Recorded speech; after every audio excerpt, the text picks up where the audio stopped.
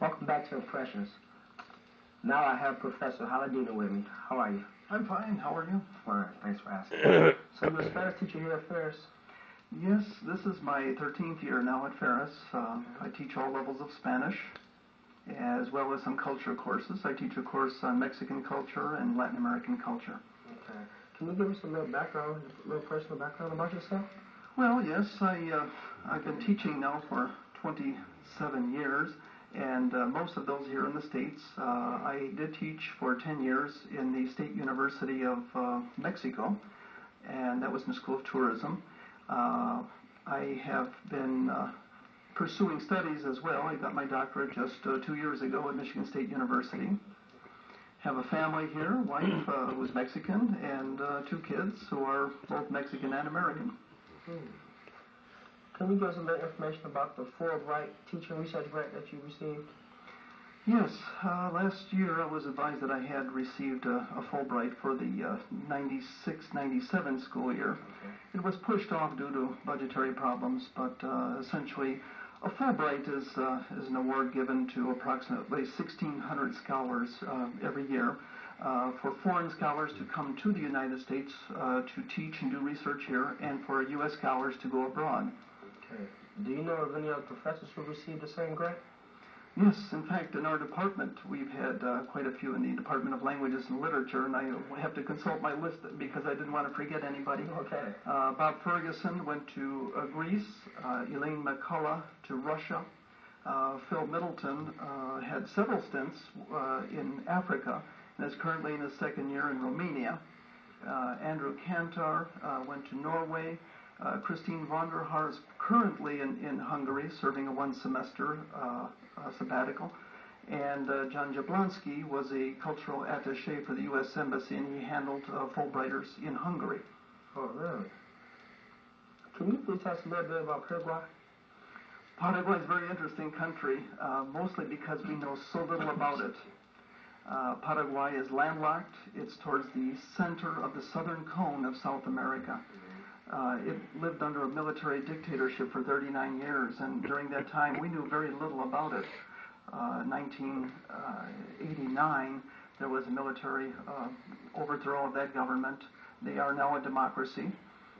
They're close to a lot of the principal cities of Latin America, about an hour's flight from Montevideo, Uruguay, an hour's flight from Buenos Aires, and about an hour and a half down to Santiago, Chile, and about a 2-hour flight to Lima, Peru. So it's very centrally located. Okay. Do you plan on living in Paraguay? Do you plan on moving there? Oh, we will for a few months.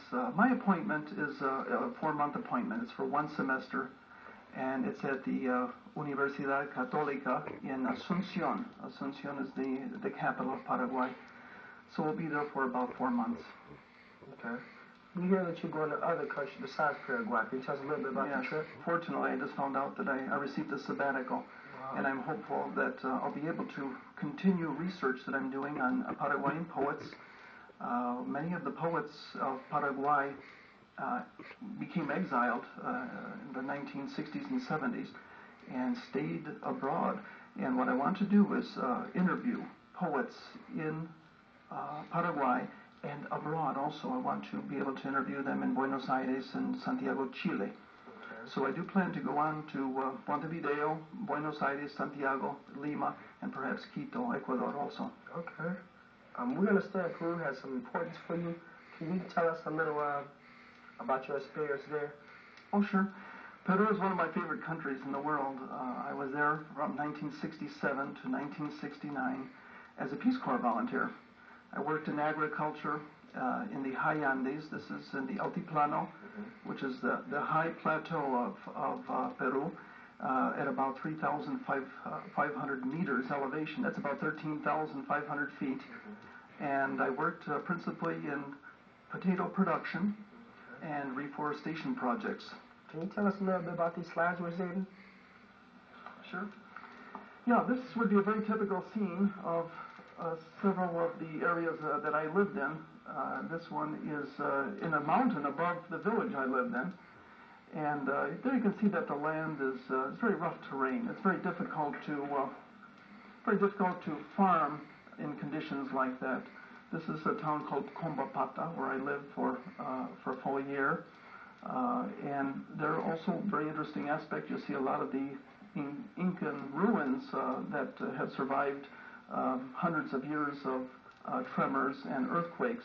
An old colonial bridge there over a river. And here's a little house where shepherds live up in the highlands as they tend their flocks. Religious processions are common, and this one is in the state of Apurimac.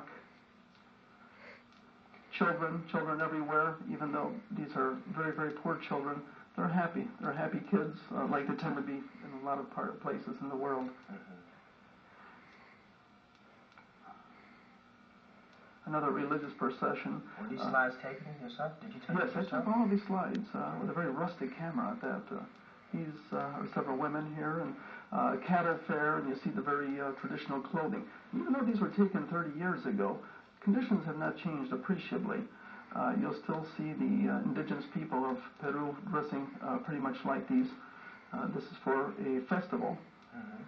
And here you see one of the very beautiful pastoral scenes, a man reading a newspaper here next to a stream, very clean water. The llamas are denizens of the highlands. These animals are pack animals there. Market day in Peru can be usually on Fridays, and there they bring in their wares from all nearby communities. And here you see pottery. It's really a very festive time of the week. People come from outlying communities and do all their shopping. They buy their unique bread there. That's kind of anise-flavored bread that they're selling. And these slides are interesting. Here they are. These men are preparing adobes. Adobe is still one of the most common building materials in the Andes. It's very labor-intensive. They need just simply dirt and straw and water. They make their mix. They pour the mix into forms like these. And then they let them dry during the winter months when it's dry. Every day is this is during the dry season. Okay. Can you tell us a little about Cusco City in Peru? Sure. Cusco, for me, is one of the most beautiful cities of the world. I lived in the department of Cusco. This was the navel of the world. This was the navel of the Inca Empire. And that's what Cusco means in the Quechua language. It means naval empire? It means the navel of the universe, of the existence. And that's where the emperor lived. And it's still today a very beautiful city with a lot of Inca ruins. You still see a lot of the very characteristic stones that the Incas used. And still today we don't know how they made those stones to fit together so carefully and so tightly that you can't put a pin between two of these stones. Have you brought back any relics from Peru? I brought back a lot. Peace Corps, now this is 30 years ago, but we were able to bring back a whole footlocker filled with ponchos and any sort of artisan products that we wanted to. I stocked up on ponchos. I think they're still today one of the most beautiful things that artisans make in Peru. I was told that you and your son are going to make a film. Can you tell us a little about that? Yes. To commemorate the 30 years of my stay there in Peru, what I want to do is go back. You saw these slides here. Right. What I want to do is update them and really to kind of determine whether Peace Corps had any effect in these areas.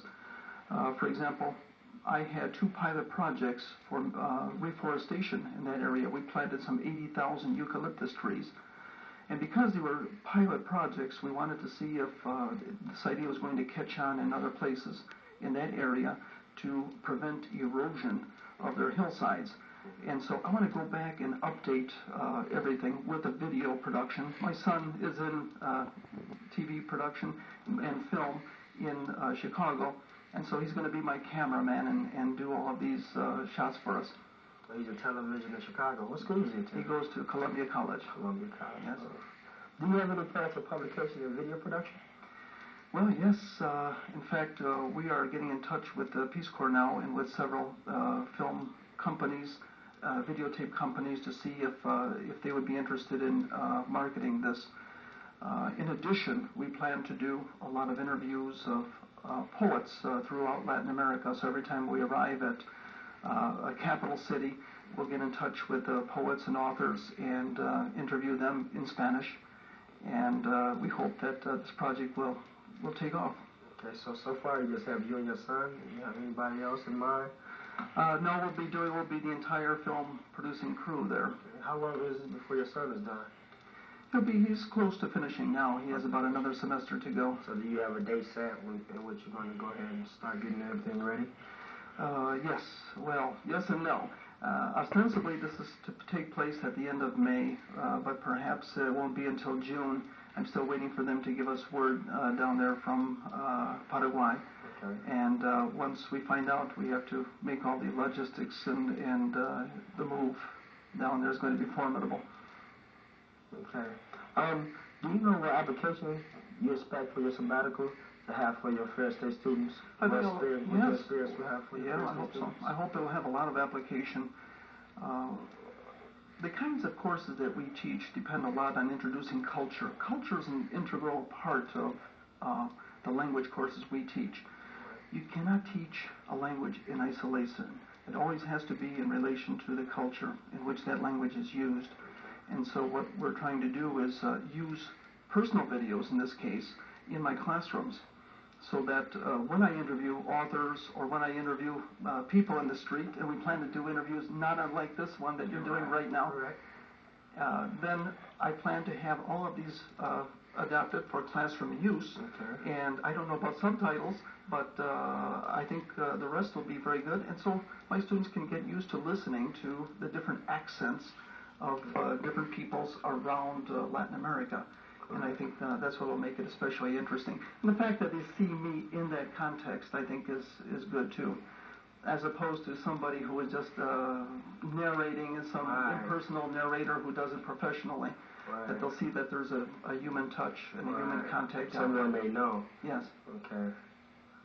Do you know anything about production yourself, or are you just going to give it's going to be your son's work? Well, we bought a nice camcorder, and it's not a digital, but it's a good high 8, okay.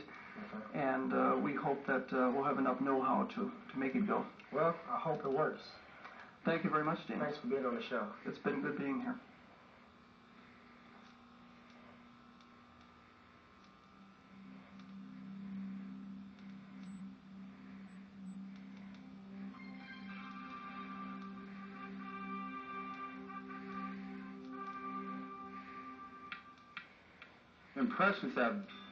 The guests on Impressions have been Chuck King and Ron Halladini.